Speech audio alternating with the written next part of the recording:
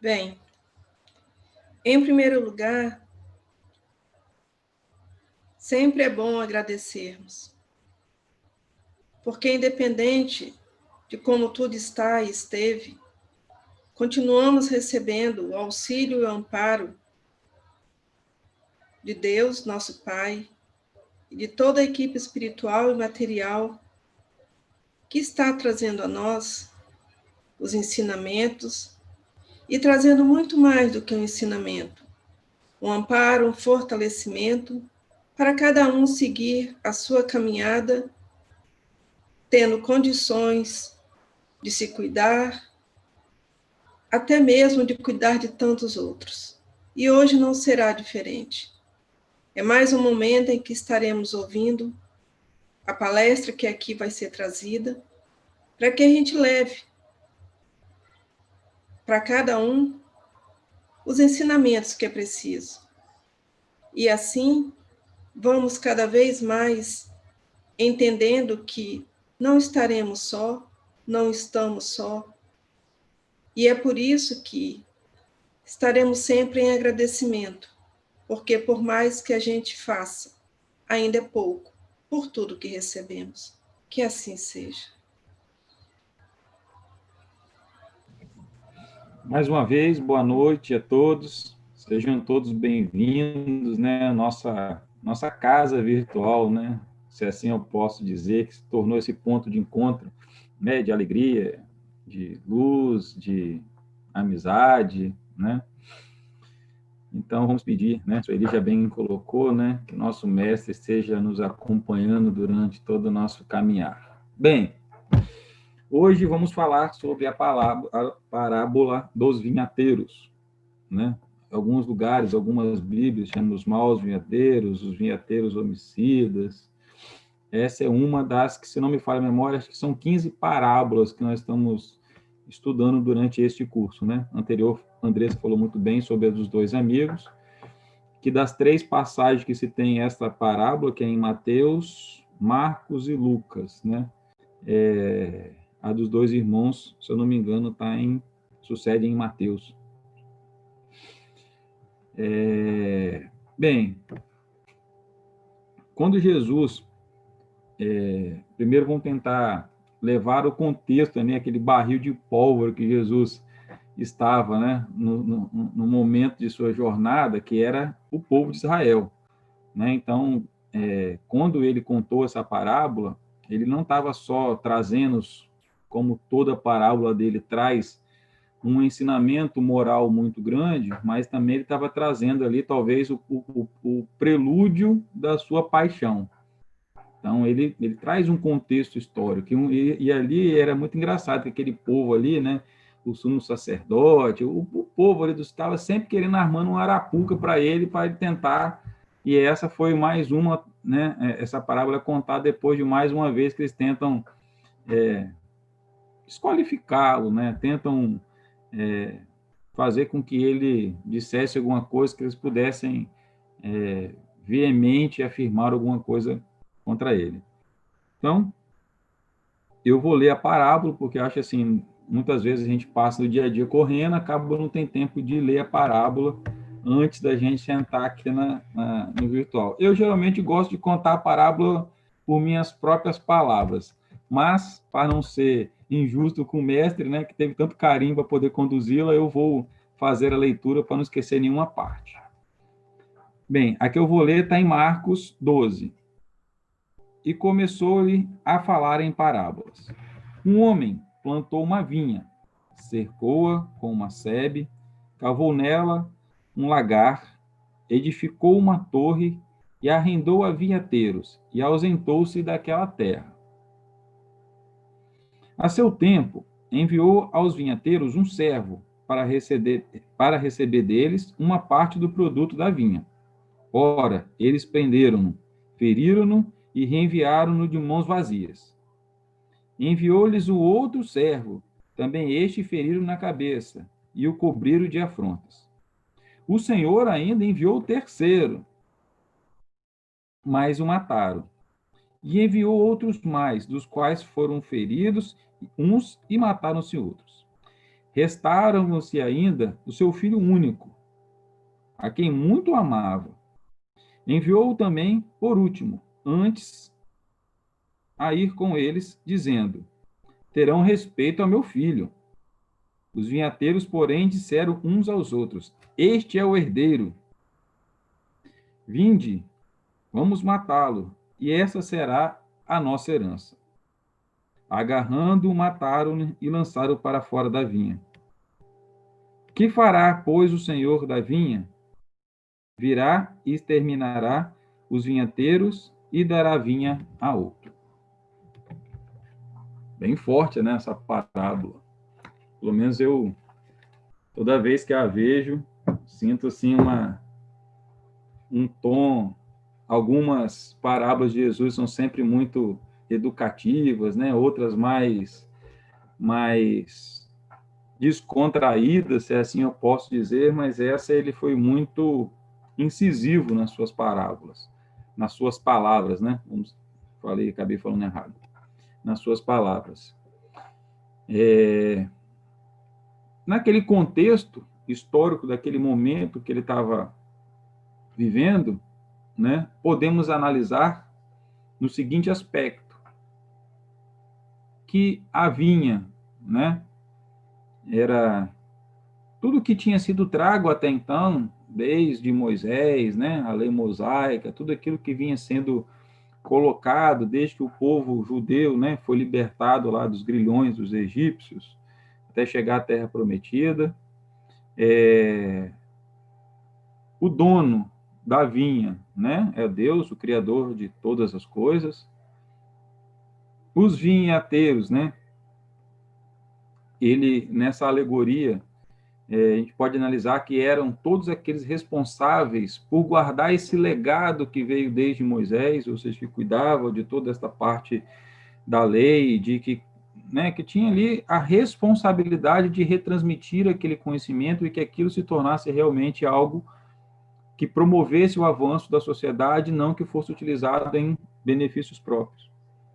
Podemos também colocar que cada um que foi enviado, né, se a gente for colocar ao longo dessa história, vários profetas antes de Jesus, né, e talvez podemos dizer até contemporâneo dele, que foi João Batista, o seu primo, que também foi enviado e também teve o seu fim da forma que foi.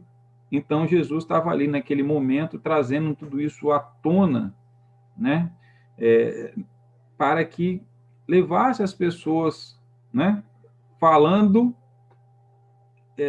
entre linhas.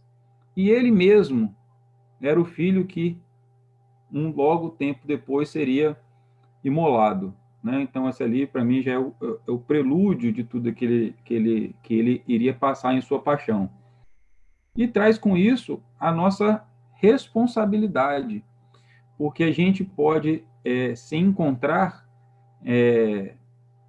em vários destes personagens, se a gente for trazer hoje para a realidade. Mas tem uma coisa que me chama muita atenção nas passagens nos evangelhos, é a figura de sempre ter a vinha. Então, são mais de uma parábola que Jesus utiliza a vinha, a uva, né, como alegorias em suas parábolas. Então, o que eu entendi, né, por isso? O que me trouxe de reflexão? A questão da abundância, né, de tudo que a gente tem no mundo. Então, se a gente for colocar, né, o primeiro milagre de Jesus foi vinho. Então, sempre tem vinho ali envolvido como um símbolo, né, de muita força. Então, desculpa. Essa questão de ter a vinha significa que é algo que pode ser muito bem, é algo que produz, é algo que se multiplica, é algo que floresce, é algo que dá frutos, é algo que, sabe, algo que emana vida. Então, essa parte me chamou muita atenção por causa deste item. Então, ou seja, aquilo que o Pai nos deu é algo que a gente tem condições de viver com muita abundância. Então, é a relação que eu faço da vinha. E se a gente traz para os dias atuais, né, Kardec, no livro A Gênese, na parte lá das predições, ele também fala essa parábola, e ele nomeia cada um desses personagens mais ou menos da forma que eu coloquei. Deus como o Senhor da vinha, o legado, né, a vinha como legado de toda a codificação, de tudo aquilo que foi colocado, todas as mensagens que foram nos entregues. Só que no livro ele nos chama à razão, né? Como se nos colocássemos como esses vinhateiros, né? Qual é a nossa responsabilidade ao cuidar dessa vinha? Como que a gente recebe as mensagens que chegam através da gente? Então, ele meio que no livro ele nos dá um puxão de orelha, né? Dizendo o seguinte: se fôssemos nós que estivéssemos tomando conta da vinha, como que nós estaríamos recebendo aqueles que o Pai nos envia? E aí é um ponto que a gente pode parar e refletir. Eu vou até ler aqui, né, o Fred, aí, que é o meu apoio hoje, colocou aí que a uva era um sinal de paz, harmonia e coisas boas, né? E de boas sensações. Então, valeu, Fred, obrigado. Então, assim, Jesus sempre utilizava ali todos os seus simbolismos.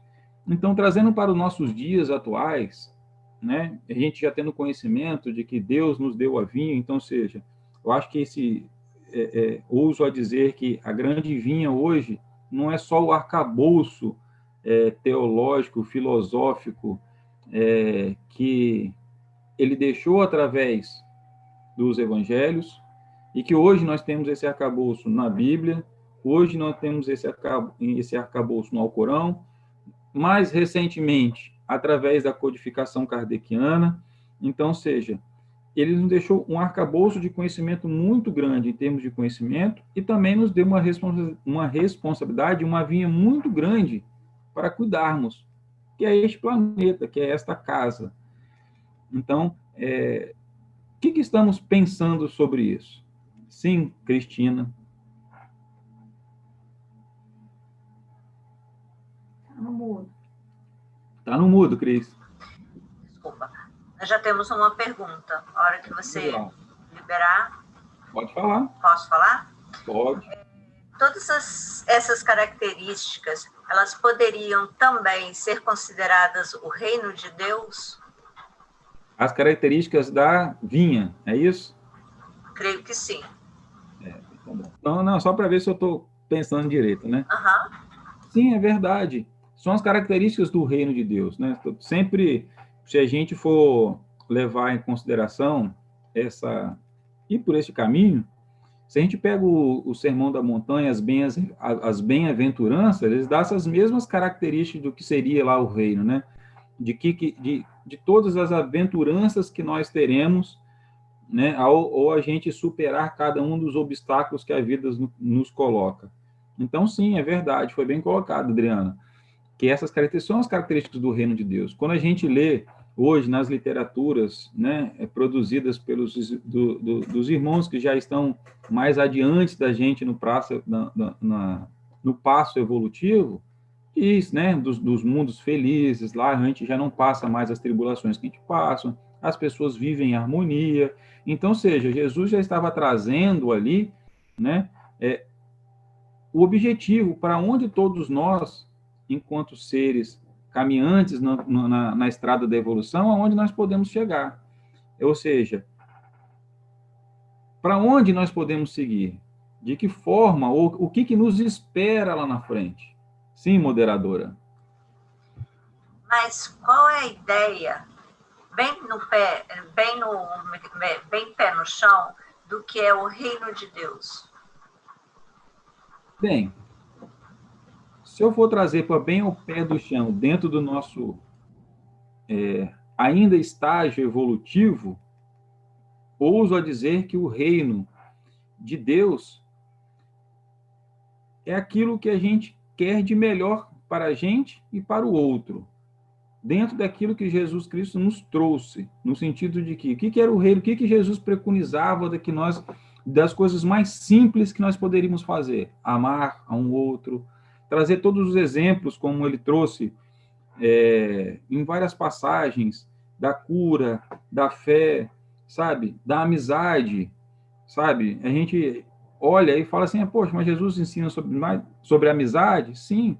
Quando a gente olha a amizade e o carinho que ele tinha por Maria, né, para as irmãs ali, por Lázaro, por todos aqueles, né, mais necessitados que chegavam perto dele e ele acolhia, por não distinguir nenhum tipo de pessoa, né, ele curava qualquer um, ele não tinha, sabe, não, vou curar só quem acredita em mim. Não, então, isso para mim, sim, é o reino de Deus. É viver as coisas simples que Jesus trouxe na sua caminhada. Jesus trazia isso de uma forma... Ele não trazia isso de uma forma... como que eu poderia dizer? Difícil de ser entendido, ou difícil, sabe? Muito distante. Ele mostrava no simples exemplo. Jesus é um cara, acho que na última palestra que eu dei, o cara não descansava. Né? Então, ele estava sempre disponível, essa disponibilidade, sabe, de a gente se doar ao próximo. Tem parábolas, né, que ele conta, né, das pessoas que chegam, batem na porta e o outro atende. Então, ele está sempre, de alguma forma, colocando o outro essa questão da disponibilidade. Então, se a gente considerar o reino de Deus, neste caso, para mim, levando essa ideia da simplicidade, de como Jesus tratava o outro de uma forma simples, humana, respeitosa e amorosa. Então, acho que esse é o exemplo que a gente pode ter do que seria o reino de Deus. Sim, Cris? E qual seria a figura do lagar nessa parábola? Figura do lagar. Boa pergunta, hein? Boa pergunta. Deixa eu voltar aqui, eu tenho que ler para poder... Porque eu não me atenho, não me ativo pelos nomes em si, né? Eu fui mais você cavou nela um lagar. Pode falar, Fred, você pode me ajudar aí? Tentar, né? Já que foi falado sobre a questão do lagar, né? Eu acho que quanto mais palavras complicadas a gente colocar, eu acho que a gente sai um pouquinho do objetivo, que é essa simplicidade, que é esse reino de Deus que você está colocando. Mas eu achei extremamente interessante, porque o lagar, ele significa nada mais, nada menos do que equipamentos, instrumentos para você espremer o fruto. E aí, só entrando já no que você deixou bem claro para nós, o reino de Deus constitui todas essas características. E Deus nos dá a vida em abundância, eu vos dou a vida em abundância, para que a gente produza esses frutos e consiga, assim, compreender esse reino de Deus. Paro aqui e o palestrante, ele continua. Bem, o lagar, né, já que o Fred já nos trouxe, né, é onde se produz, é o equipamento onde as uvas são processadas. Então, se a gente for colocar nessa concepção, e aí uma interpretação minha, né, o que seria o lagar? Seria o nosso próprio intelecto. A gente recebe toda essa abundância de informações de Cristo, né? Ou seja, eu vou utilizar a linguagem figurada, né? Todas as frutas, né? Todas as uvas de conhecimento que Cristo e todos os outros avatares já passaram, isso vai produzir alguma coisa. E quem é que vai produzir isso? Vai ser o nosso intelecto. Então, o lagar, para mim, está ligado a isso, a como eu vou processar, como que eu vou produzir, que tipo de vinho eu vou produzir com as uvas do que eu tenho. Então, como ele tinha a concepção de estar construindo uma vinha constituída da parreira das uvas, tinha que ter lá o lugar que seriam produzir este vinho, né, esse lugar de transformação. Então, ele pode ser enxergado dessa forma. da forma de como eu vou produzir isso, ou se eu for colocar isso, ampliar mais um pouco, o lagar pode ser toda a minha caminhada, né? Tudo aquilo que vai aparecendo na minha frente, como eu vou transformando isso, como eu vou colocando isso. Então, essa alegoria, ela pode ser, eu consigo entender e interpretar, uma interpretação minha, desta forma, de como que seja um agente transformador. Então, ou seja, Jesus trouxe tudo aquilo para a gente. Como que eu vou, todas essas uvas, né? Então, como que eu vou produzir o melhor vinho com ela? É uma combinação daquilo que eu entendo, de aquilo que eu aprendo todo dia, né? Possivelmente, cada experiência que eu vou vivendo, eu vou me tornando, né, um lagar melhor, né? Vou produzindo vinhos cada vez melhores. Então, nesse sentido do que eu vejo, esta é a minha posição sobre a alegoria do lagar dentro desse conceito, né? Como que eu poderia, por exemplo, também dizer que ele construiu uma torre? E o que seria a torre? A torre, hoje a gente pode colocar, na torre, na época, simbolizava um símbolo de proteção. Hoje nós temos, né, o evangelho como uma torre, né, de nossa proteção pessoal, a própria lei moral, né, ou se a gente for colocar a própria codificação que traz todas as leis, tudo aquilo que nos torna pessoas melhores, que vai nos proteger, né, os nossos caminhos, para que nós possamos ser pessoas melhores. Então, a gente pode dar muitos sentidos a essas alegorias, porque ela é muito rica. Sim, Fred, pode falar.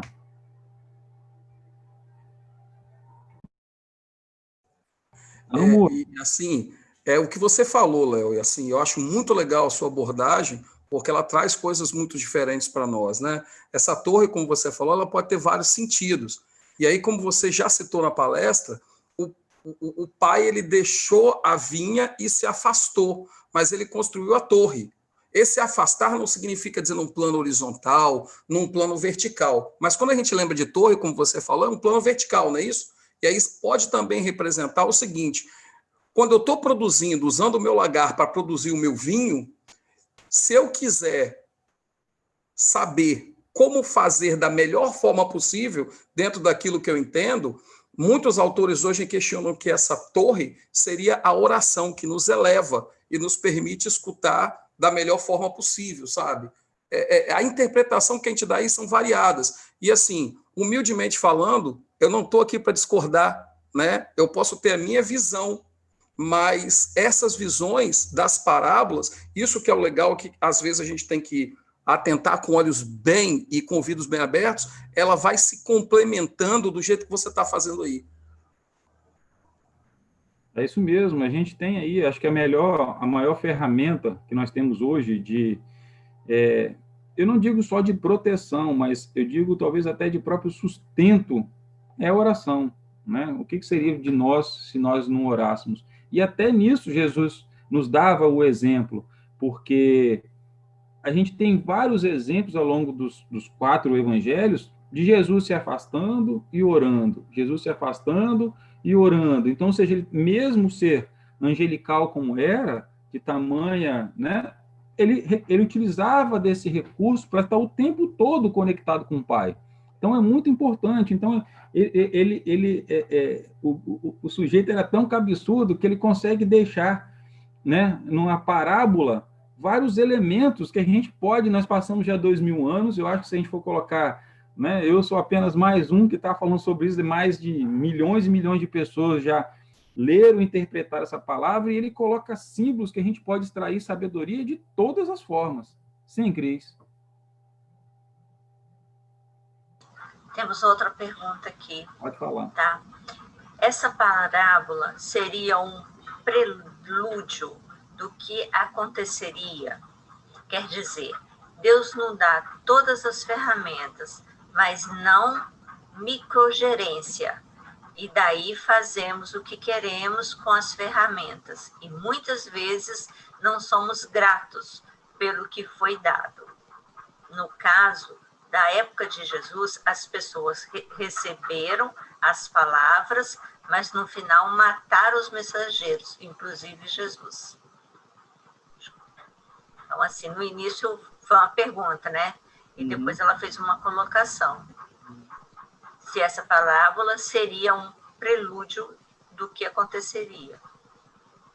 Sim, é verdade. Assim, historicamente, Jesus já sabia o que iria acontecer, né? Ele já sentia ali, né, pelo clima, lógico, se nós simples mortais, né, quando a gente encarna, a gente já tem uma noção, mesmo que não esteja totalmente consciente, mas de uma forma consciente do que nos vai acontecer. Imagine Jesus, né? Ele já sabia quais todos os caminhos e aonde seria o destino dele iria levar. Então, sim, Ilon, é um prelúdio do que aconteceria.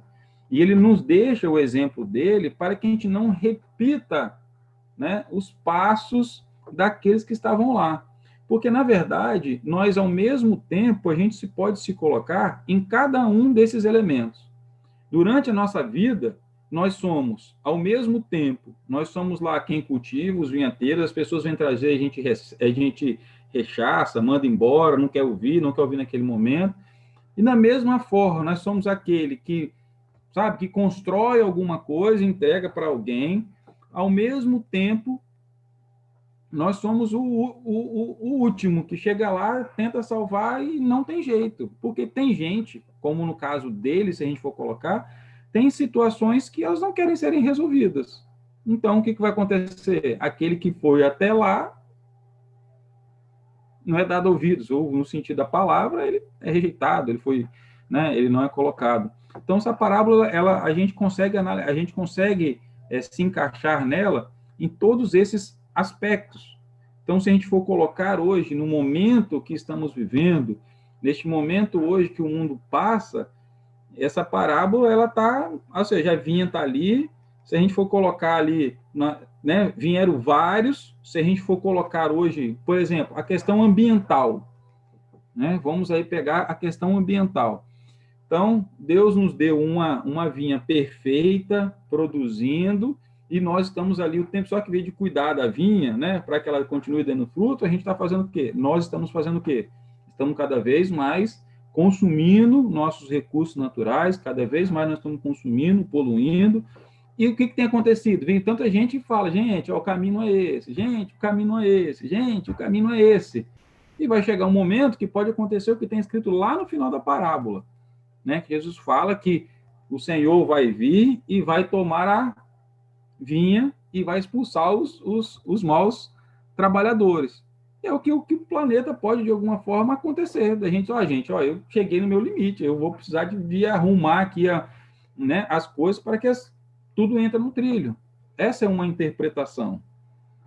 A outra que nós poderíamos passar também, né, é de que nós sabemos que nós estamos passando numa fase de regeneração, né, de provas e expiações em nível planetário. Então, ou seja, o nosso planeta está mudando de frequência e vai significar o quê também?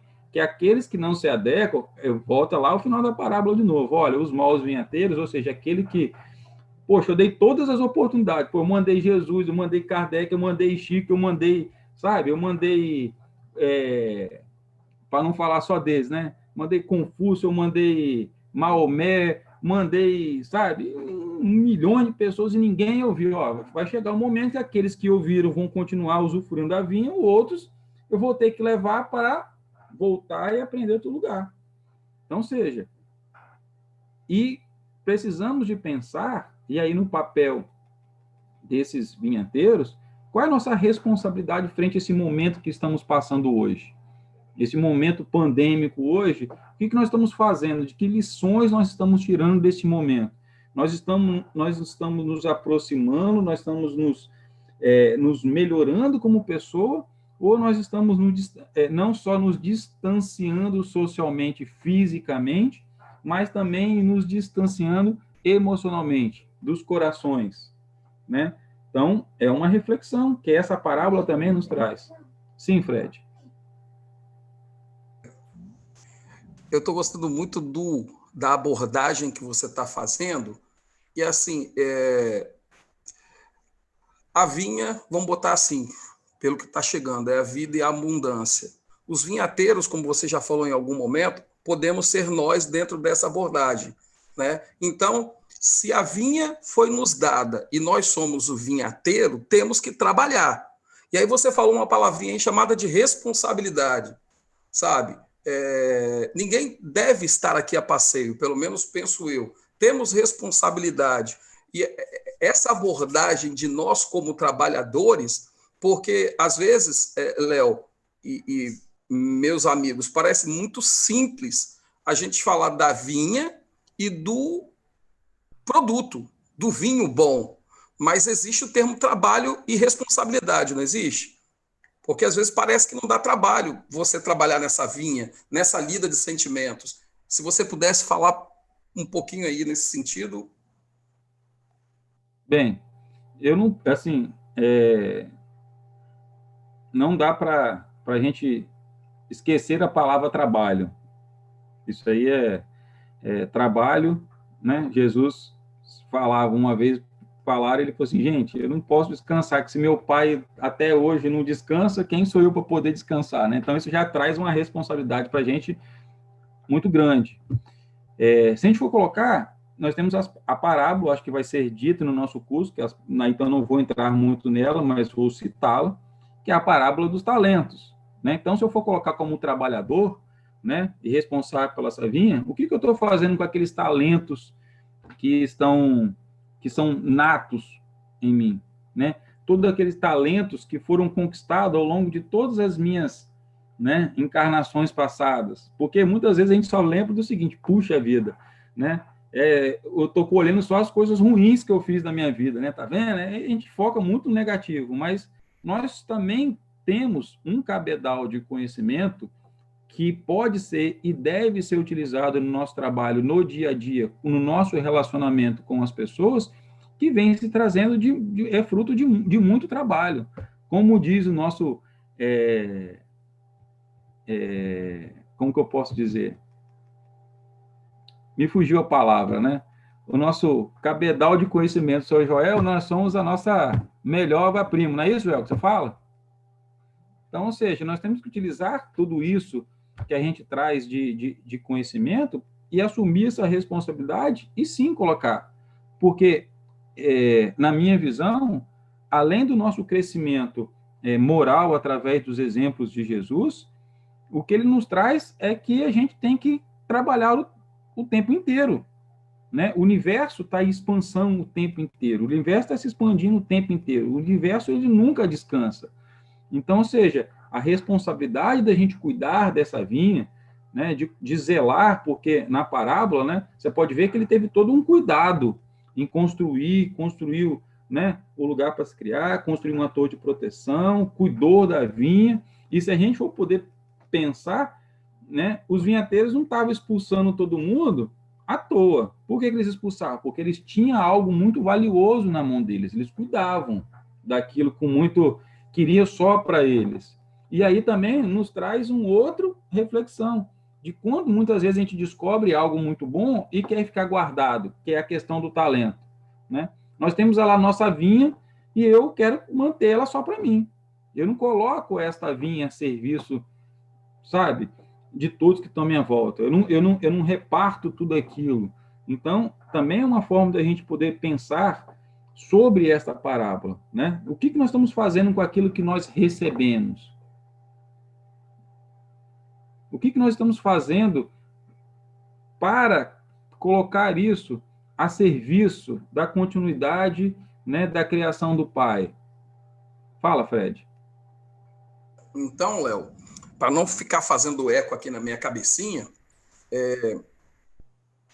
o Pai nos dá as ferramentas, mas ele direciona, ele não gerencia. Como exemplo, ele fala assim, ó, o ideal seria fazer desse jeito aqui, mas ele não chega e fala assim, ó, faz isso. É isso?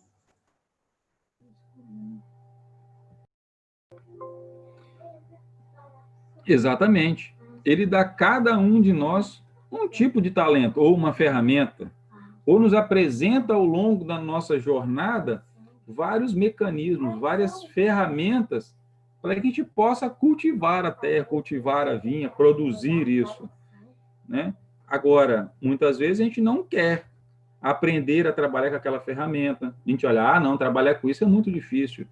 Se eu for assumir isso, vai me consumir muito meu tempo. Eu vou ter que ter compromisso com aquilo. Então, a gente acaba, espirulitando do compromisso. Mas ele traz isso o tempo todo.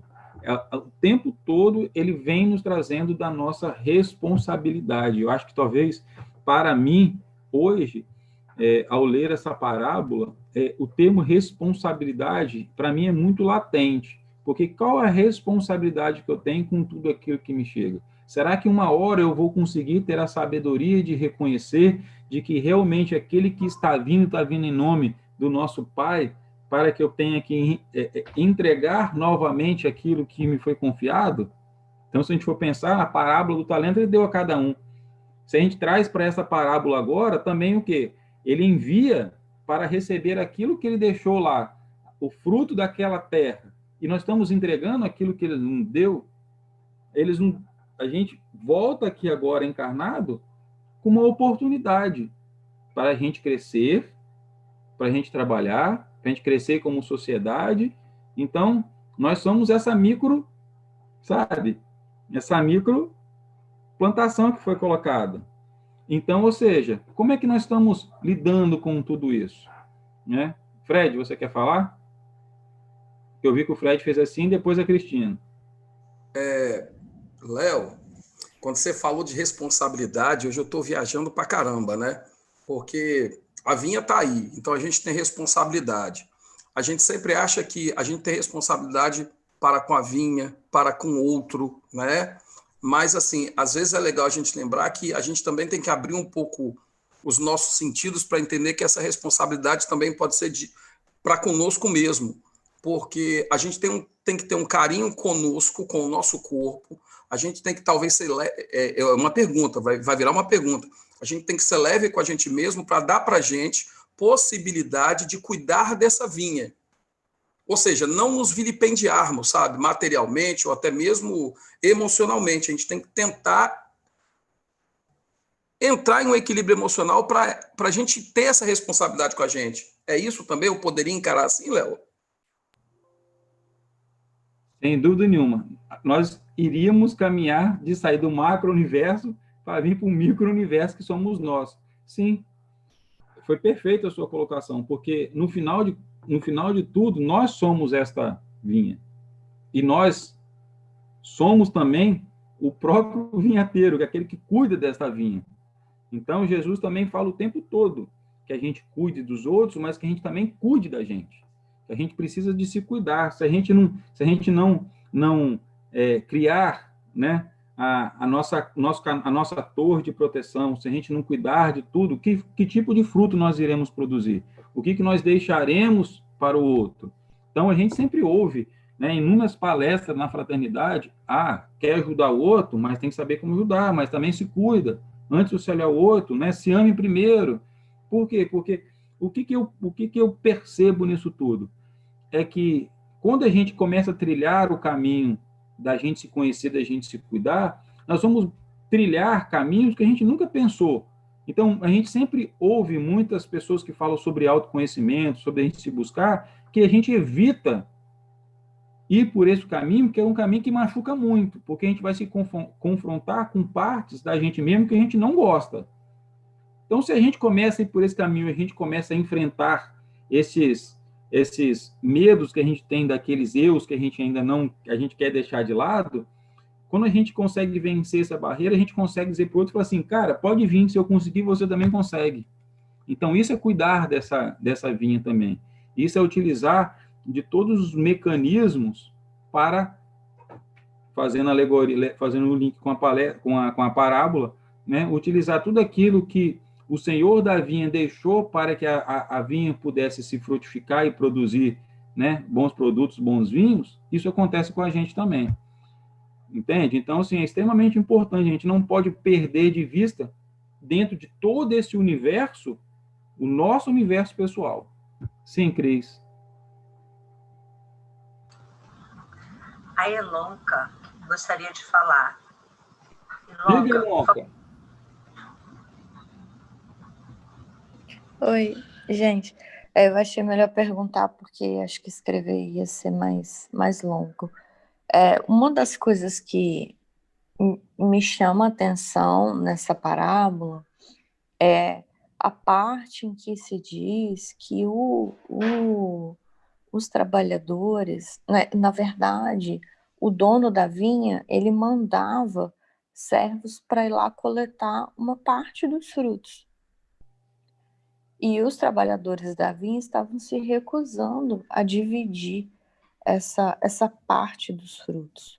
Até que chegou um ponto em que eles decidem, né, em Lucas, que tem esse trecho, eu acho que nos outros evangelhos não tem, mas tem esse trecho de que ele envia o próprio filho para coletar os frutos e os trabalhadores decidem matar o filho, porque eles pensam, eles são herdeiros, esse é o herdeiro, então se a gente matar ele, a gente vai herdar a vinha a gente mesmo, a gente vai ficar com o fruto inteiro.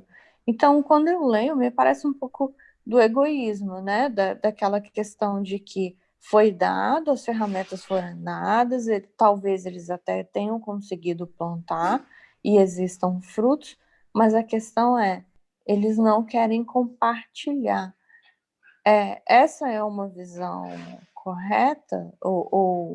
Enfim, existe essa interpretação também dessa questão do egoísmo, de você produzir o fruto, mas você não querer compartilhar com outros? Oi, Lonca, eu acredito, né, que eu acho que esse seja o maior ensinamento desta parábola, porque você tem razão, né? Eles não querem de nenhuma forma compartilhar aquilo que foi produzido.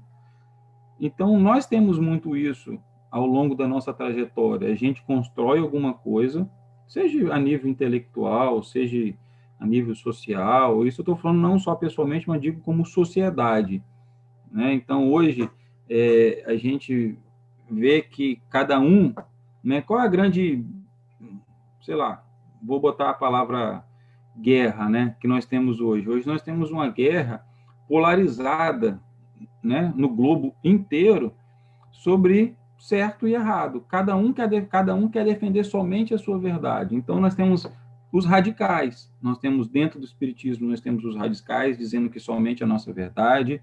Isso é uma forma de egoísmo, sabe? Uma forma de não querer dividir. Não, só existe salvação aqui dentro. E da mesma forma, vai ter um outro tronco cristão que vai dizer o seguinte: não, vocês estão errados e eu estou certo. Aí vai ter o não cristão que também vai dizer que eles estão certos. Então, sim, o egoísmo é da gente não querer dividir todo este ensinamento. E aí, se a gente traz para o trabalho, né, como o Fred tinha colocado o nosso trabalho individual, também é o seguinte: eu recebo tudo aquilo, vou usar de uma forma muito simples, né? Nós estamos todos aqui reunidos, a gente está aqui trocando informações, nós estamos aprendendo, nos tornando pessoas um pouco mais conscientes daquilo, das nossas potencialidades, e a gente se nega a oferecer uma palavra a qualquer um que passa na rua ou compartilhar aquilo que coloca. Nós não estamos fazendo a mesma coisa que os trabalhadores da vinha faziam ali na hora que enviava alguém para buscar e a gente nega. Eu acredito que é a mesma coisa, né? A gente vai estar enterrando o talento, a mesma coisa. Então, se a gente voltando lá à parábola que eu tinha feito ali do link do talento, a gente vai estar pegando aquilo que a gente recebeu e está guardando. Não quero me arriscar, vou ficar aqui no meu cantinho, sabe? Que é melhor, nada vai mudar. Então, sim, tem muita, ele fala muito essa questão, e é por isso que tem a palavra responsabilidade, porque qual é a nossa responsabilidade feita? Como que nós estamos lidando com esse egoísmo?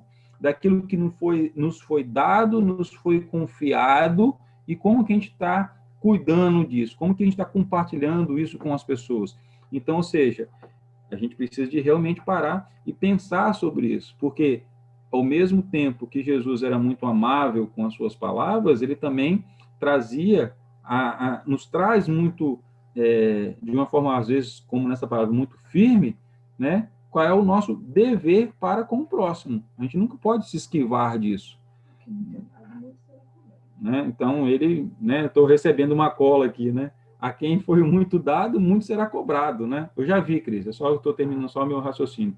Então, assim, não podemos fugir, né, da responsabilidade, e eu acho que, através dessa parábola, ela nos alerta, né, nos abre muito né, os olhos para essa questão de o quanto egoísmo, de quanto egoísta eu estou sendo e não compartilhar tudo que a vida me oferece. E eu não estou dizendo de bens materiais, não, estou dizendo de uma forma muito, muito geral, para que eu possa, né, assim, quando chegar alguém que venha buscar algo, que eu possa entregar. Pode falar, Cris. Claudine está pedindo para você explicar novamente o que ela pode entender como vinha. Bem, a vinha pode ser, né, como a gente falou desde o início, né, é tudo aquilo que a gente recebe. Então, se eu for colocar a nível planetário, né, é o nosso planeta, tá ali a vinha. Deus nos deu uma vinha imensa para que nós possamos cuidar. Se a gente for colocar a nível pessoal, eu posso dizer que o meu espírito é uma vinha, né? Eu estou tendo a opção, Deus me deu algo que eu possa trabalhar, que eu possa cultivar, que é capaz de me dar frutos e me dar todas as ferramentas para trabalhar essa vinha, né? Que é o conhecimento, que é o relacionamento, as leis morais que eles nos trouxe, que está lá, né, na lei, no livro dos Espíritos, por exemplo, né, das leis morais. Então, ou seja, ele me deu não só a vinha que sou eu, ou a sociedade, esse planeta, enfim, a sociedade como um todo, ou que na época, né, a vinha, Jesus quis dizer que a vinha era todo esse conhecimento, todo esse padrão, esse código moral, né, que era que para a gente, né, usufruir dele e nos tornar pessoas melhores e nos transformar, né, a usar desta vinha, de beber desse, né, do fruto dessa vinha, que é nosso melhoramento. Então, a vinha ela pode ser interpretada, né, a gente pode estar nesse papel de várias formas. Então, de uma forma geral, eu poderia dizer que ela pode ser tanto esse arcabouço de conhecimento, onde a gente pode se melhorar, né, da onde a gente, que são as codificações, são todo o conhecimento produzido pela humanidade até agora, em função da gente seguir um padrão, a nossa evolução, tanto intelectual quanto moral, como também pode ser a nossa vida, né? A nossa própria constituição celular, esse corpo que a gente tem hoje, que foi algo que foi nos colocado. Ok? Tem mais pergunta, Cris?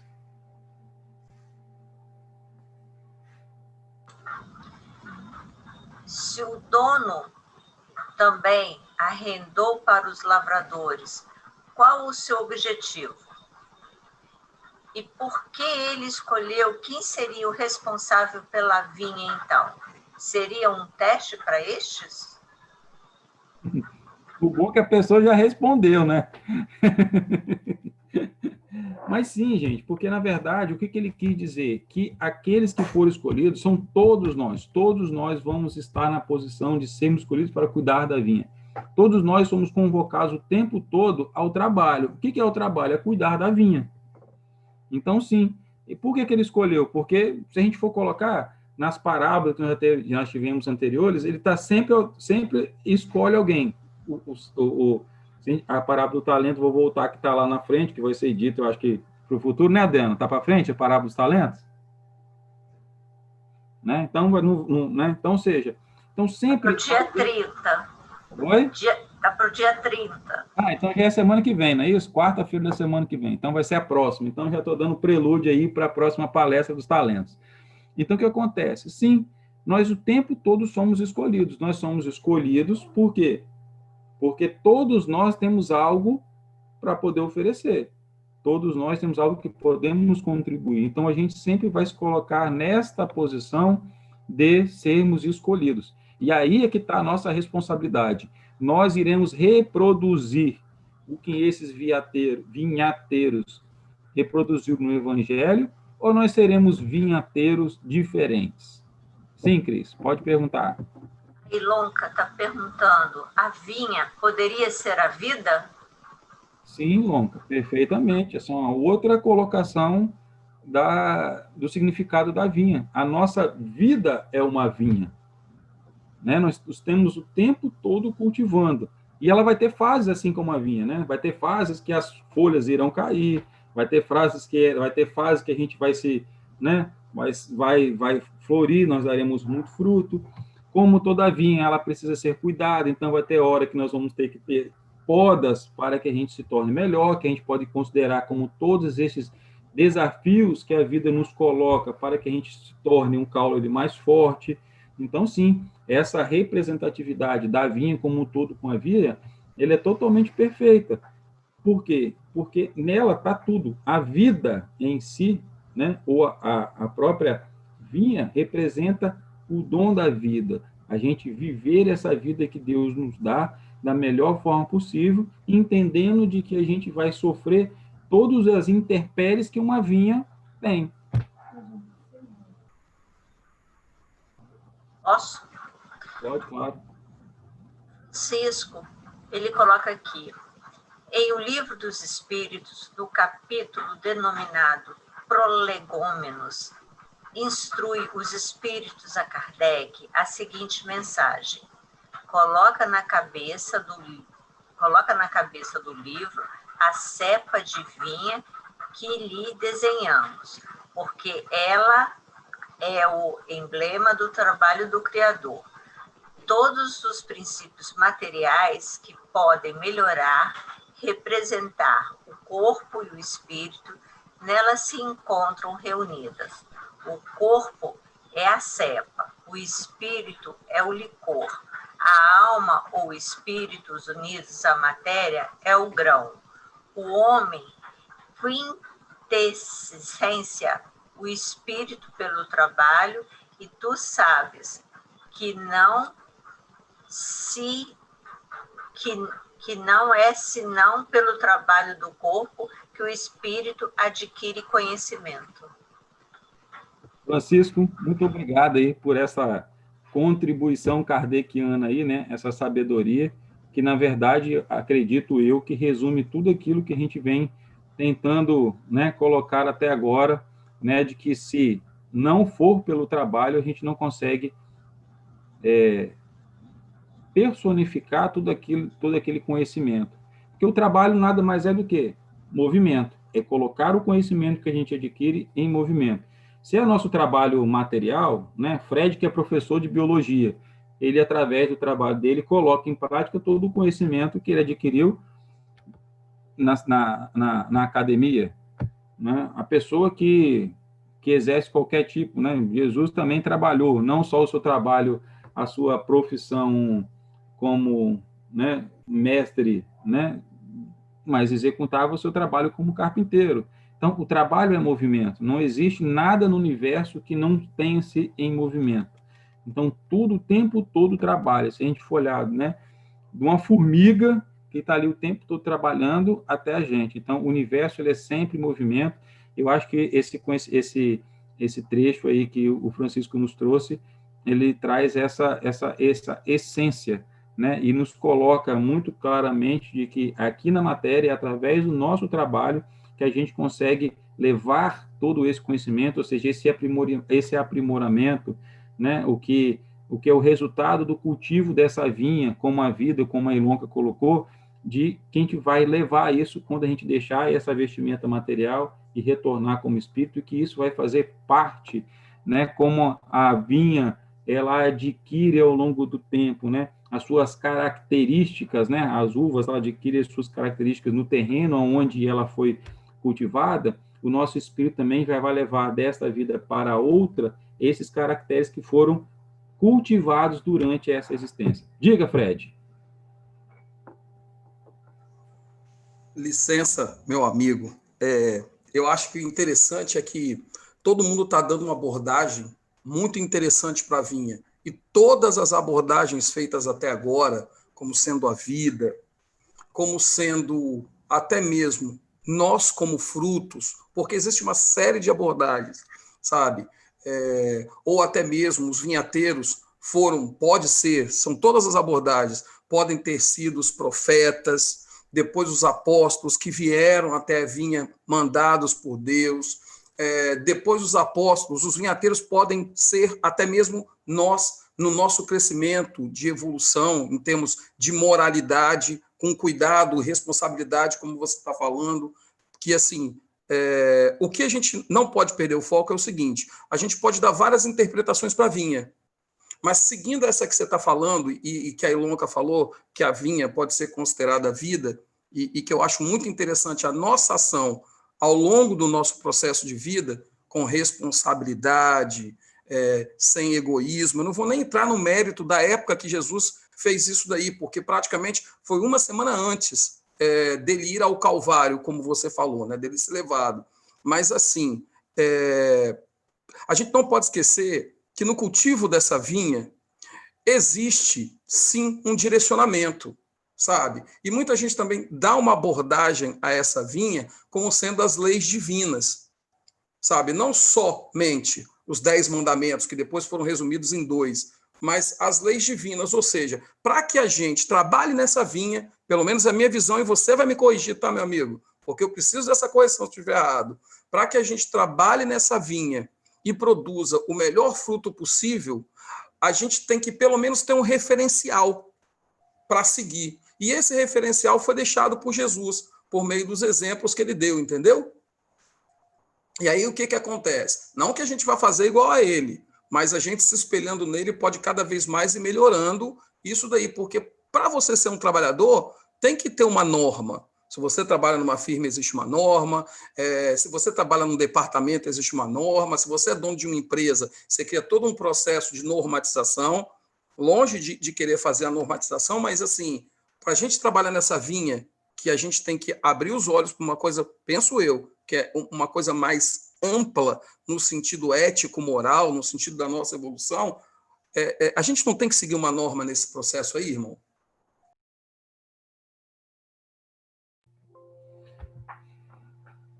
Fred, estou aqui a pensar sobre sua pergunta, sobre essa questão da norma, e eu acho que a maior norma que Jesus você acha que talvez a maior diretriz que ele nos deixou para continuar a trabalhar é a diretriz do amor, do trabalho e da caridade.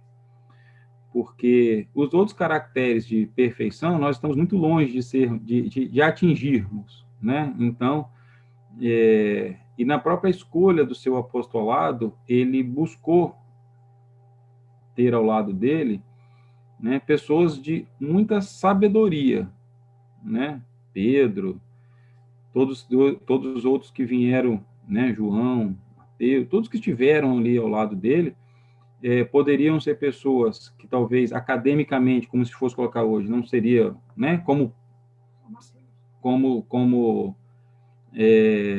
Paulo, por exemplo, né, que passou toda uma vida ali de preparo. Eu gosto muito quando o seu Joel fala isso, porque Paulo não seria nada sem Saulo, porque foi Saulo que trouxe todo o cabedal de conhecimento para depois elevar-se isso, né, para o renascimento do cristianismo e utilizar todo esse conhecimento, toda aquela verdade que ele trazia. Mas a maior norma é a norma do amor, sabe? O amor é aquilo que Jesus deixa como uma norma que nós precisamos seguir. É aquilo que a gente precisa de nos aproximarmos, da gente buscar esse amor em nós, primeiramente, reconhecer esse amor com a ligação de Deus, né? Eu acho que foi por isso que se eu não me engano, acho que é no livro Jesus, o maior psicólogo que já existiu. Acho que existe um livro com um título parecido, que ele fala que Jesus veio nos ensinar, veio nos aproximar o Pai da gente, porque até então Deus era muito distante, né? Então ele nos trouxe a figura do Pai amoroso, do Pai que está ao nosso lado o tempo todo. Então a norma, né, é a gente se ligar a esse Pai, sentir essa vibração desse amor dentro da gente. E aí, como o senhor Joel sempre diz, né, é somente um pecador que vai salvar outro pecador. Então, a norma maior seria a gente utilizar esse amor em ação, em colocar isso, sabe, em ação. Então, se eu fosse pensar em norma, seria o amor. Sim, Cris? Quando o Fred estava falando, me veio a seguinte frase: fora da caridade não há salvação. Eu não sei se essa frase que me veio à cabeça com a fala dele diz alguma coisa. Você conseguiu me entender? Sim. À medida que você veio explicando, ela veio com mais força.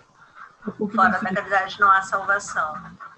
Essa frase, ela resume muito o trabalho de Jesus e as consequências dele para o futuro.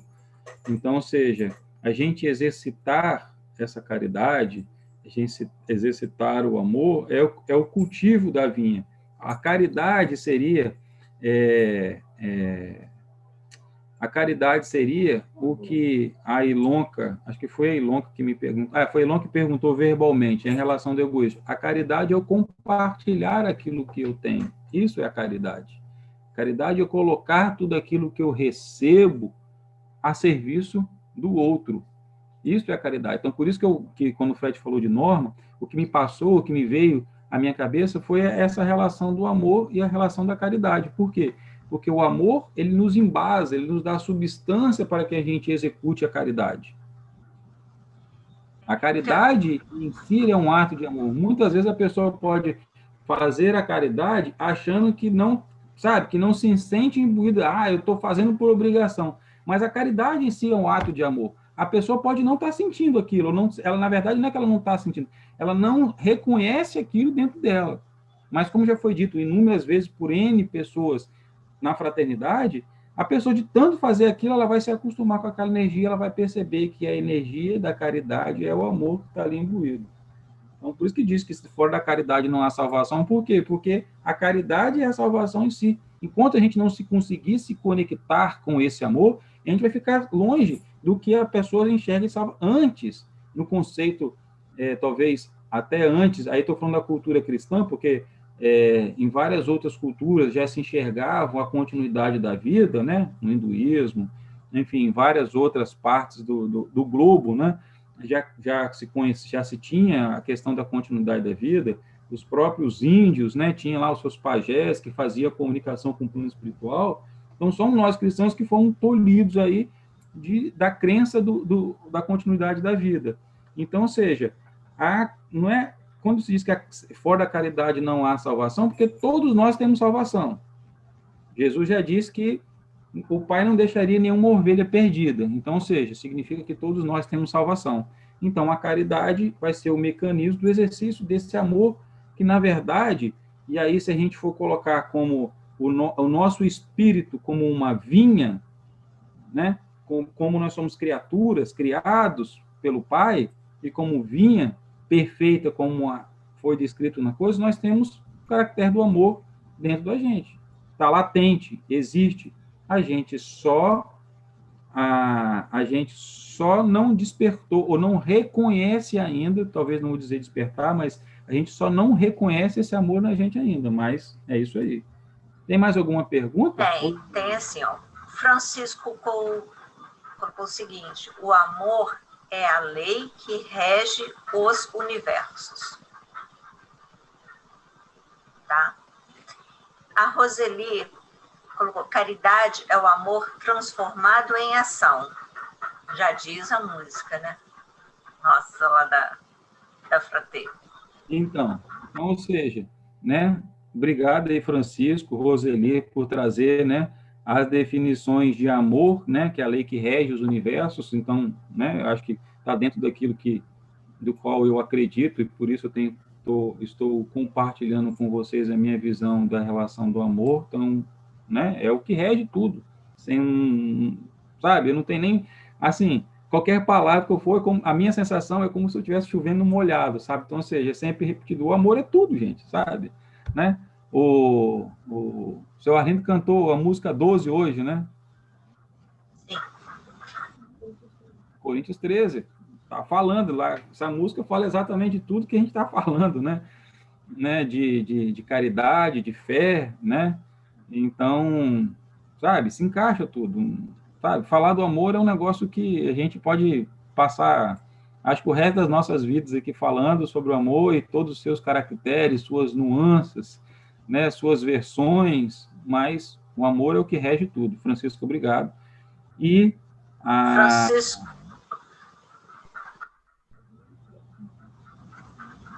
Sim, pode falar, desculpa. O Francisco, ele ainda colabora. O que caracteriza a caridade e a ação com amor? Sim. Deve ser o que caracteriza a caridade é a ação com amor, né? Sim, sem dúvida. Né? Então, seja, e vai ser é através do amor, né, que se a gente for voltar para a parábola, é isso que vai transformar esses vinhateiros, né, que até então não queriam compartilhar, e fazer a melhor versão dessa parábola, né? Então, ou seja, ele volta, ele está lá, ele reconhece cada um daqueles que o Pai envia, ele entrega tudo aquilo que foi confiado. Então, seja, o amor é o amor transformador. É tudo isso que Jesus veio nos trazer, né, nos anos que ele narra da sua missão apostólica, é exatamente isso, o poder transformacional. Nem sei se existe essa palavra. Existe transformacional? Enfim, não sei, né? Mas de transformar as pessoas. Como ele transformou a água em vinho, né? Aí voltando à alegoria do vinho no negócio, é o amor que vai transformar essas pessoas, sei lá, se eu posso utilizar essa expressão de coração ainda duro, né? Um coração mais amoroso, né? Um coração que compartilha, um coração caridoso. Então, ou seja, o amor é a base de tudo, né? Então, é isso aí. Tem mais pergunta? Fred levantou a mão. Hein? Fred. Fala, Fred. Hoje eu estou muito falador. Se eu estiver falando demais, você pode me dar expor que eu paro de falar. Você pode me dar. Mas tem que falar, velho. Mas eu acho que você tocou no ponto que deixam de ser meras palavras e se tornam concretas. Porque muita gente, durante muito tempo, escuta essa fala: fora da caridade não há salvação. Mas quando você escuta por uma primeira vez, às vezes, fica meio que sem sentido. Você fica assim, poxa, fora da caridade não há salvação. Mas jogando para a palestra que você está dando, como vinhateiros que podemos estar, lembra que essa parábola, como você falou, ela aborda várias condições. Vamos botar assim, a vinha está lá, que eu posso até, talvez, falar que a vinha sejam os outros. Eu posso me negar, não querer fazer, como eu posso começar a fazer, primeiro de uma forma bem lenta, mas a partir do momento que eu vou trabalhando o próximo, eu também me trabalho e eu começo a me colocar também no sentimento do próximo. Não pegar o sentimento do próximo e levar para mim, né? Porque a gente já tem os nossos problemas. Mas a gente começa a perceber que a gente é tão falível e tão, não refém, mas tão exposto ao sentimento do próximo, sabe? E aí o que acontece? Nessa condição você começa cada vez mais a trabalhar melhor a você mesmo e a servir o próximo de maneira mais eficiente, porque em várias outras palestras a gente sabe que aquilo que a gente ganha tem um grande efeito para a gente, mas tem um efeito maior ainda se é passado para todo um grupo, né? É mais ou menos isso aí, Léo.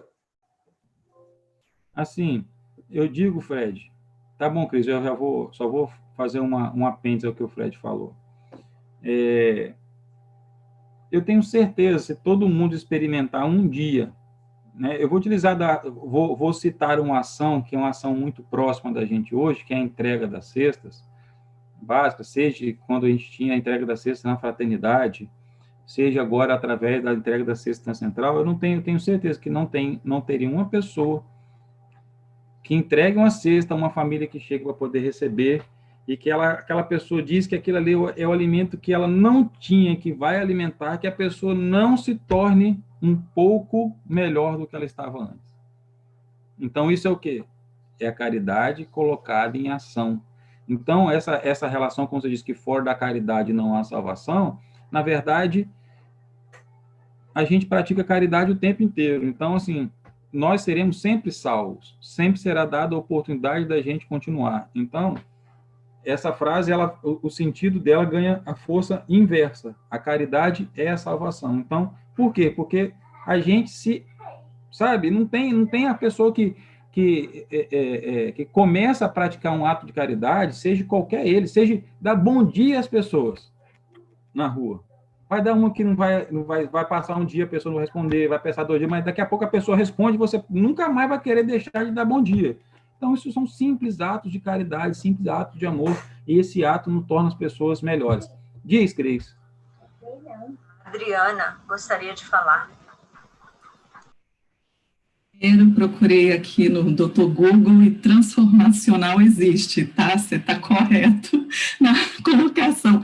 E a Lu também concordou ali depois, eu vi que ela falou que também existe. Eu queria fazer uma colocação que o que eu achei, depois que você nos trouxe todas essas explicações, eu vi que Jesus, ele faz uma pergunta, que é, quando, pois, vier o Senhor da vinha, que fará aqueles lavradores? E quem responde à pergunta são aqueles que, dentro do contexto que a gente está entendendo, né, dessa parábola, seriam aqueles que estariam na posição dos próprios lavradores, onde eles falam, fará perecer miseravelmente a esses maus, e arrendará a vinha a outros lavradores, que a seu tempo lhe entreguem os frutos. E aí eu fiquei imaginando, só depois que você trouxe todas essas explicações, e aí eu fiquei imaginando o seguinte, quantas vezes a gente, em nossos atos equivocados, a gente dá as respostas, as consequências das nossas próprias ações, e a gente não enxerga que nós estamos nesse processo ainda do equívoco. Então, Jesus, nesse momento, ele quis trazer essa ideia também.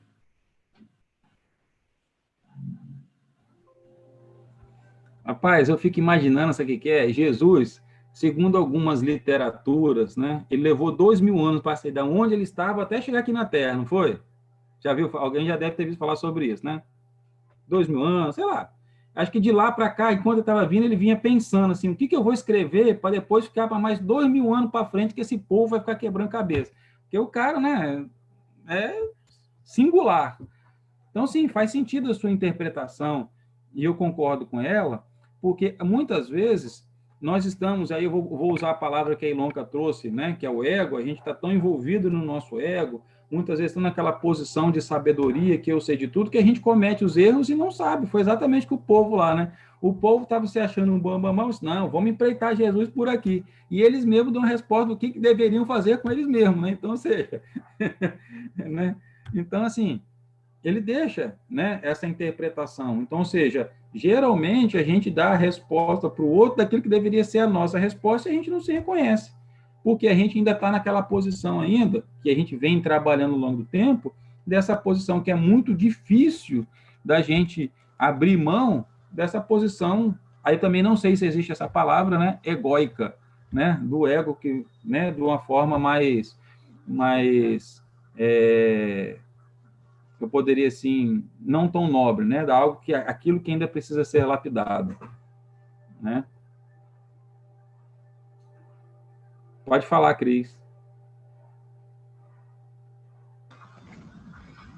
A Soraya, ela deixou um bilhetinho assim, gratidão, Léo, obrigada pela linda explicação, você brilhou, que Jesus te ilumine e a todos nós presentes. Peço que essas palavras atinjam a humanidade inteira. Abraço a todos. Soraya, muito obrigado pelas palavras gentis, né? Mas temos que sempre reportá-las também ao nosso mestre, né? Porque, afinal, ele é a fonte de todas essas inspirações, né? Que dia a dia passa pelas nossas vidas. Então, muito obrigado aí. Fico muito feliz que, de alguma forma, né, eu possa ser um instrumento, né? Apesar de eu ainda ser um vinhateiro daquele ainda que não quer compartilhar, né? Que ainda está nesse processo ainda do amor, né, me transformar, mas eu fico muito feliz aí pelas suas palavras, né, e que realmente essas bênçãos caem sobre todos nós, não essa noite, mas para sempre. Muito obrigado mesmo pelas palavras, mas vamos sempre agradecer, né, ao nosso mestre, que é ele que é a origem de tudo isso. Fala, Fred, você levantou a mão? Assim, sempre a gente tem uma contribuição, porque quando a Adriana puxou essa fala aí, eu aqui também fiquei pensando demais. E minha cabeça pensa muito, você sabe, né? E fala muito também. Mas, assim, quando ele fala que ele vai arrendar a terra para outros, olha que interessante. Não sei se pode, mas esse arrendar a terra para outros, se eu encarar a terra, planeta Terra como sendo a vinha, esse arrendamento para outros, ou no meu entendimento, eu prefiro falar assim, essa concessão, essa graça divina seria para outros irmãos que vêm para esse planeta também para se depurar, para se melhorar. Poderia ser isso? Fred, como o próprio mestre diz que na casa do Pai tem muitas moradas, né? Ele fala, acho que em alguma parte do Evangelho. Então, se a gente for trazer um pouco sobre nossa posição planetária, como o universo está sempre em expansão, então, ou seja, vai ter pessoas que vão partir, vamos assim dizer, e pessoas que vão chegar, que para ocupar o lugar daquelas que não, sabe, ainda não acompanharam a evolução. Não vou dizer que não passaram, não, que não acompanharam, por N motivos, por escolha, por não querer. Não vou dizer que é por falta de oportunidade, não, porque aí, né, o Pai dá oportunidade para todos nós. Mas eles não acompanharam. Então, sim, a gente pode também entender e também aumenta a nossa responsabilidade, porque ao mesmo tempo nós vamos receber outros irmãos, e aí que vão estar no nosso convívio direto, de uma forma ou de outra, que podem ser aqueles que vão trazer boas novas para a gente, porque possivelmente muitos também virão da mesma forma que outros vieram. E aí a gente vai ter que estar vigilante para poder saber o seguinte, essa verdade, ele está sendo, né, está colocando, trazendo a verdade, a gente continua, né, ou seja, o Pai continua, a gente vai passar pelo mesmo processo, então a gente vai continuar sempre esse mesmo teste da posição do vinhateiro, que vai chegar ao vinho alguém para poder colocar, e se a gente vai refutar ou não. E sim, né, aqueles que não continuaram, ainda não alcançaram aquela vibração de amor que é necessária, o Pai vai colocar em outro lugar com todo o carinho, com toda a proteção que ele dá, e vai trazer para que outros continuem aquele processo, porque a evolução ela não pode parar. Então, como ela não pode parar, e nós estamos num planeta que também está evoluindo também com uma grande consciência, a gente não pode esquecer que também o nosso planeta é um ser vivo, e ele também está em processo de evolução, o Pai também precisa ser justo, e aí tem a lei da justiça, que ele vai fazer o seguinte, eu vou tirar vocês daqui, vou colocar ali o outro, onde que estão igual a você, e vou trazer outro aqui para que contribuam com essa, assim como ele vem colocando isso desde o início, né? Ele está sempre trazendo ali essas pessoas, assim como veio Jesus em sua missão redentora, né? Deixar de vez, né, o que nós precisamos seguir para continuarmos evoluindo nesta casa que hoje ela é nossa. Sim, Cris. Só para te dar ciência, egóica existe sim, tá? Segundo a Adriana. Tá bom? Uhum, tá bom, obrigado. Então, assim, eu não estou falando tanta besteira hoje, não, que bom. Ainda bem que eu tenho meus dicionários aí que pesquisa não me deixa eu mentir sozinho. Mas a Anne falou um negócio hoje comigo e me fez lembrar agora que, assim, que existe as uvas, né, as vinhas que nascem da semente das uvas, e tem aquelas que já são em processo de enxerto, né, de estaqueiras. Então, ou seja, cada uma vai produzir a sua de uma forma diferente. Então, esse processo que a gente vem vivendo agora. Então, assim, essa parábola ela é muito rica porque ela nos coloca na posição de vários atores ao mesmo tempo. E ao longo da nossa jornada, ao longo da nossa vida, a gente vai ocupar em cada grau de nosso conhecimento, cada uma posição dessa. Nós vamos ser, em algum momento, a vinha, mas, ao mesmo tempo, nós seremos, né, os vinhateiros, ao mesmo tempo, nós somos aqueles que vão levar e buscar aquela, para poder ser enviados pelo Pai para buscar a colheita, e, ao mesmo tempo, a gente vai ser, né, administrar esses papéis todos ao longo da nossa jornada é o nosso maior desafio. E nós vamos administrar isso o quê? Primeiro, com o amor que o Pai nos coloca, né? Lembrar da figura da torre, como o Fred colocou, como um sinal de elevação, de oração. Então, essa é uma forma da gente se ligar, da gente se abastecer. Eu lembrei agora, cadê Fernanda? Fernanda está aí em algum lugar que eu vi ela sentadinha aqui, no coisa. Uma vez eu vi numa palestra de Fernanda na Fraternidade, né? E ela perguntou assim, vocês já oraram hoje, de manhã? Aí falou assim, a oração é como tomar um cafezinho de manhã. Eu lembro né, que o Espírito falou isso na Fraternidade. Então, assim, a gente utilizar desse artifício todos os dias, para que a gente consiga ter forças de, sim, de superar todas essas adversidades que a vida vai nos colocar para tornarmos nós como vinhas fortes, frutíferas, como transformar aquele vinhateiro que existe dentro da gente em pessoas melhores e vinhateiros melhores, que aí né, como na posição de agricultor, de cuidar de melhor dessa plantação, que é tudo que está em nossa volta, seja a plantação da minha pessoa, seja a plantação dentro do primeiro macro, do primeiro universo que a gente está inserido, que é a nossa família, né? Depois ali, o que nos cerca em nossa sociedade, aquele círculo pequeno, no nosso caso, né, a fraternidade, todos os tentáculos que vai tendo nos projetos, e assim ele vai nos convidando, e quando a gente menos vê, e Jesus é tão esperto, né, que ele vai comendo a gente pelas beiradas, a gente começa ali, vai aqui, quando a gente vê, a gente está envolvido em tantas coisas que a gente não imaginava que a gente teria força de tocar tudo aquilo. E a gente tem, é só acreditar e sempre lembrar que o universo está em expansão o tempo inteiro. O universo está trabalhando o tempo inteiro. O Pai está trabalhando o tempo inteiro para que nós possamos usufruir desta vinha de uma forma feliz, de uma forma alegre. Então, a gente não pode perder esse horizonte de vista, né? Então, tudo que ele deixou para a gente, através das parábolas, seja dos ensinamentos, seja principalmente dos exemplos simples de que a gente pode, né, trocar através das nossas ideias hoje, é para constituir pessoas felizes, alegres, né, tem a música Fraternidade, né, que a gente canta, né, que somos companheiros, né,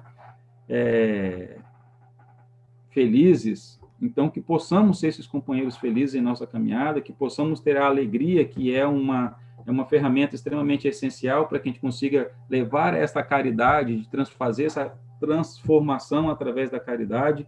Então, assim, é extremamente enriquecedor para a gente o nosso convívio uns com os outros. Graças a Deus, né, nós conseguimos superar um obstáculo nessa pandemia, que é ter a oportunidade que, mesmo distante, estamos todos nós hoje aqui, um perto do outro, né, podemos olhar, ver sorrisos, ver pessoas que a gente presencialmente não vê já faz muito tempo. Então, isso é uma dádiva, é a gente conseguir aproveitar, utilizar uma nova ferramenta, né? Então, ou seja, hoje a internet, né, o Zoom, todas as ferramentas sociais hoje são ferramentas para o cultivo desta vinha, para não deixar que essa vinha morra, que essa vinha não receba cuidado. Então, ou seja, a gente está utilizando os talentos que Deus nos deu, nós estamos utilizando todas as formas que nós temos para continuar ao trabalho do Pai e que essa messe ela possa continuar. Então, assim, eu fico muito satisfeito e tiro dessa lição, desse convívio com vocês hoje, isso, né? A questão do amor, né? A questão da caridade é a salvação, a questão do, né, como Francisco trouxe, que o amor é o que rege todo o universo e que nós temos, sim, uma responsabilidade muito grande para continuar, né, como cristãos. E, assim, a Anne citou Gandhi, e eu lembro de uma fala que atribuem a ele. Então, eu não tenho prova que foi ele, mas vou dizer que foi. Né, que, para mim, como cristão, é uma responsabilidade muito grande, que ele diz assim, que quando ele lê a Bíblia, ele tem uma vontade danada de ser cristão. Mas quando ele vê os cristãos, ele muda de ideia. Então, ou seja, nós temos uma responsabilidade muito grande de como a gente se diz cristão. Porque Jesus deixou um legado muito forte para a gente. A gente não pode perder em nenhum momento essa ideia, esse ideal desse legado, mesmo que não é algo inatingível. É simplesmente fazer as coisas simples que ele fazia todos os dias. Então, assim, eu agradeço e vou pedir hoje o seu Joel, né, que é sempre a minha fonte inspiradora quando a gente fala de Bíblia, né, que ele conduza a nossa oração final hoje. Então, meu muito obrigado a todos vocês, né, obrigado, Fred, meu apoio, a Cris, né, que me auxiliou fazendo as perguntas, e obrigado a todos vocês que colocaram as perguntas ali e enriqueceram de uma forma muito bacana o nosso bate-papo de hoje. Então, meu muito obrigado.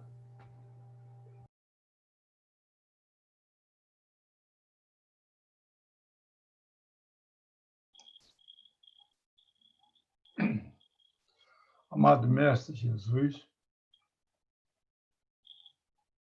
não sei se eu agradeço primeiro, ou se eu peço desculpa em nome de todos nós, por passar tanto tempo sem entendermos direito aquilo que foi transmitido por você. Com tanto carinho, com tanto amor,